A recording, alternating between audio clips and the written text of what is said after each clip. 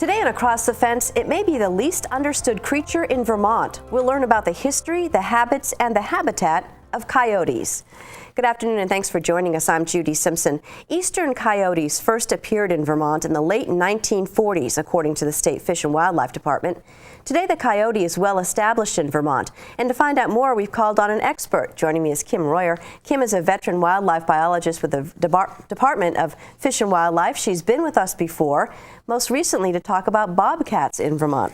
Thanks for joining us again. Oh, thank you, Judy. It's great to be here. And so there's some confusion as to whether Vermont has Coydogs, coyotes, coy wolves. So what do we have? It is confusing. What we have is an eastern coyote. And they came into the state, like you said, in the 1940s from west of the Mississippi. They traveled through Canada, bred with wolves, and actually moved into Vermont across the St. Lawrence River when it used to freeze. And I have an example of an eastern coyote skull right here.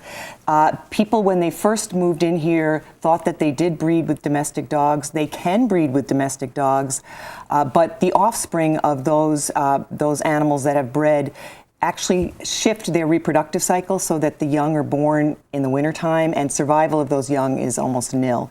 So what we have now is really just an eastern coyote, an animal that has some wolf genes in it. So the skull is actually a little bit bigger than its western cousin, a little broader head, a little bigger teeth. And you can see the size difference between the eastern coyote. This happens to be a gray fox and a red fox. So when the coyotes moved in to Vermont, they actually caused a decline in the red fox population because of competition, moved them out of the territories that they were in. But for a better look at size, this right here is a gray wolf skull. So if you're thinking you see a coyote but it looks big and you think, well, maybe it's a wolf, clearly there's a huge difference. There's a huge difference. Now this is a Canis lupus, which is a gray wolf. There's also a medium-sized wolf called an Eastern Canadian wolf, Canis lacayon, and that's somewhere between the two. Okay. But I can show you some pelts just so you get a size sense of the size. Okay. We'll move these out of the way. So here's a typical coyote, 30, 40 pounds average. They can get up to 50 pounds. This is, most Vermonters have seen an animal like this. This is a typical color, gray, although they can come in blonde and go to a reddish phase. They have a buff chin, sort of a grizzled appearance, but this is the typical size that you have. Then if you want to compare that to the red fox, which again most Vermonters have seen, very red, but much smaller in size. The gray fox, again, even smaller than that, but similar coloration to the coyote. But here's the really interesting one. Look at the size of this. This is a gray wolf, a Canis lupus. This was actually killed in Vermont. Really? 92 pounds in northern Vermont. Huge, absolutely, almost looks twice the size of that coyote. And we actually had it genetically tested, and it was in fact a gray wolf, but the lab suggested that it probably had been bred in captivity because the ancestry was such that the parentage came from two different distinct population areas, and they didn't think that anything like that could have happened in the wild. Although we had done some carbon testing some isotope testing on the hair to see if it had eaten food from humans, and it doesn't seem like it had. So we think that this had been in the wild for a long time. Interesting. Yeah. Well, one of the things about coyotes that they're sort of best known for is their yapping howl. It's so unusual, and once you hear it, you never forget it. But it's really almost impossible to describe what it sounds like. It is. It's a haunting sound, and I remember the first time I heard it in Vermont. I started in the 80s with the department, and it sort of can raise the hair on the back of your neck. But it's the way that coyotes communicate with each other, and they tend to spend time in family groups, and they communicate through howling and the yipping. They also through scent marking, and they mark their territories through those noises. So they're really just kind of talking back and forth to each other. Mm-hmm. And is there a particular habitat that coyotes prefer?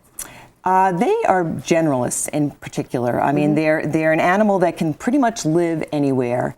They're very adaptable. They're very adaptable, which is why they're so successful in Vermont. The wolf, which is less adaptable, was extirpated, but the coyote has been able to live with humans, and it lives in New York City.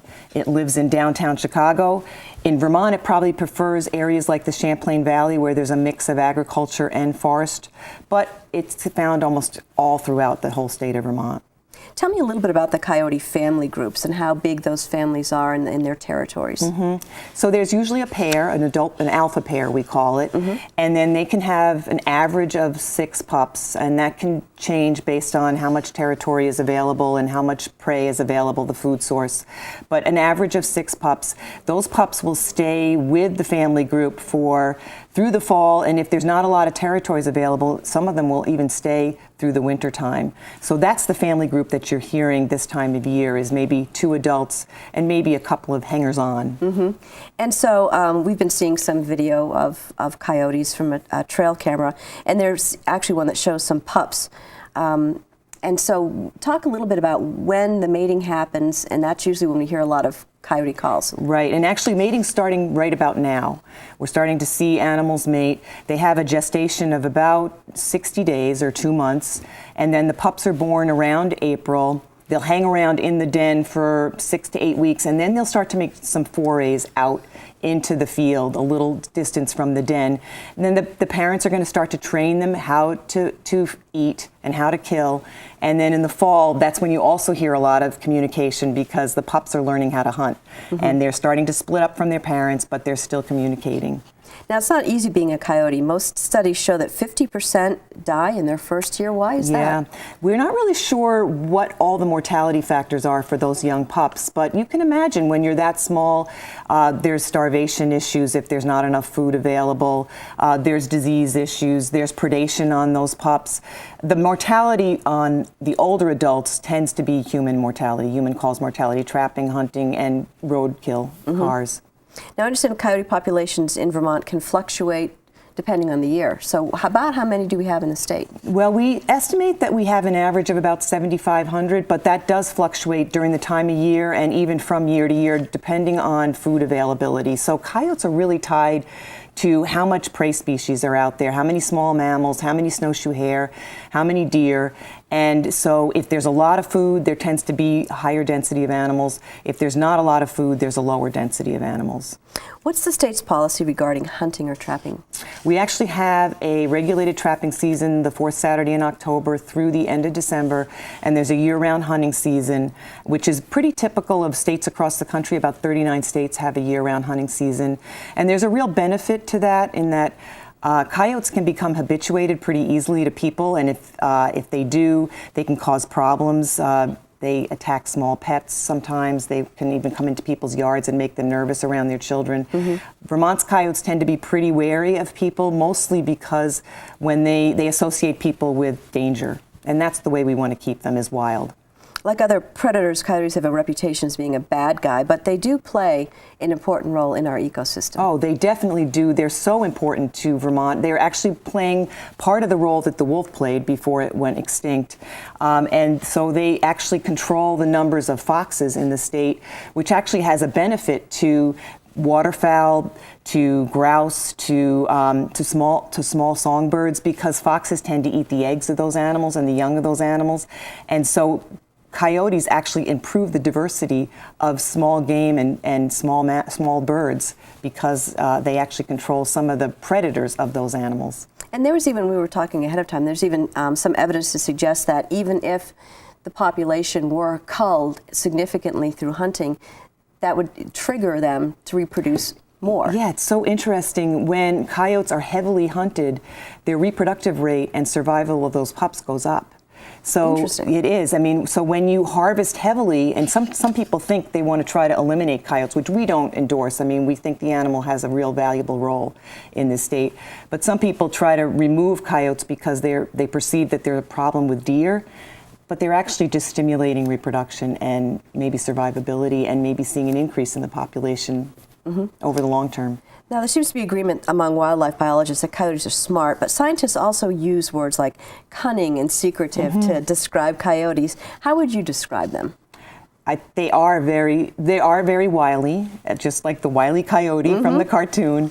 They're very smart. I mean, they are a canid, and canids tend to be smart animals. And they perform a very important function in our natural system, and they're here to stay no matter what we do because they are so adaptable. We touched on earlier a little bit about habitat, but talk a little bit more about diet. Like, what exactly do coyotes eat? They eat about everything.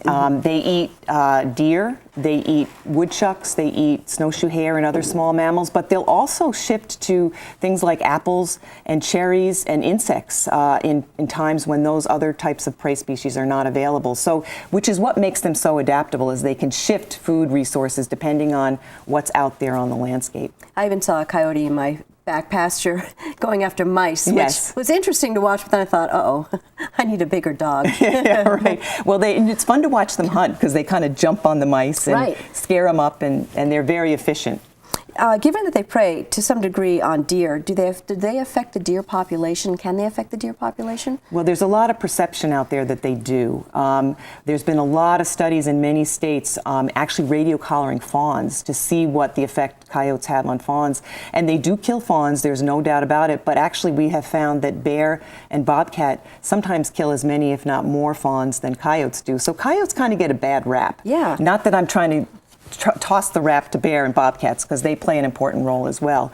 But all of these animals are predators. That's what they do. And we factor that into our antlerless deer harvests, and we don't really believe that it has a long-term effect on the deer population.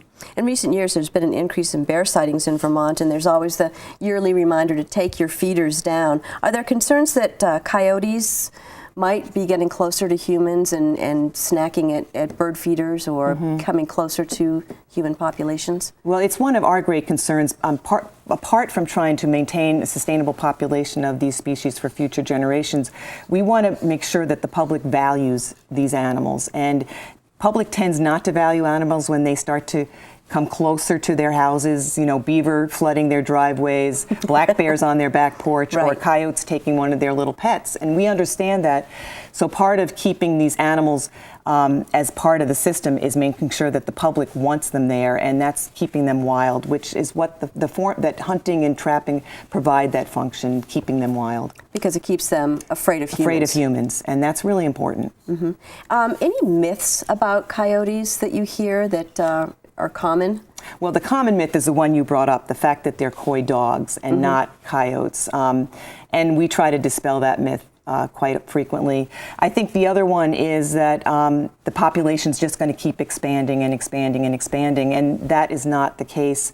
Coyotes are very territorial. They defend a home range of maybe 4 to 8 square miles. Which I thought was really interesting because they won't let any other coyotes in there. That's in right. The area. There's sometimes some transitional coyotes that are looking for a home range that might be around, but generally that family group is going to defend that home range. So there's only a certain number of home ranges in Vermont that can support coyotes, and so that's going to determine our population size. And so the other population that grows beyond that is pushed to outer areas. Exactly, which is why coyotes have spread so quickly into Maine, into Nova Scotia, down into New York, is because as they utilize home ranges in states like Vermont, the young animals that actually have to disperse go and find unoccupied home ranges in other places. And if there's some in Vermont, if they've been killed for some reason, they'll replace them here. But if there's not, they'll move other places.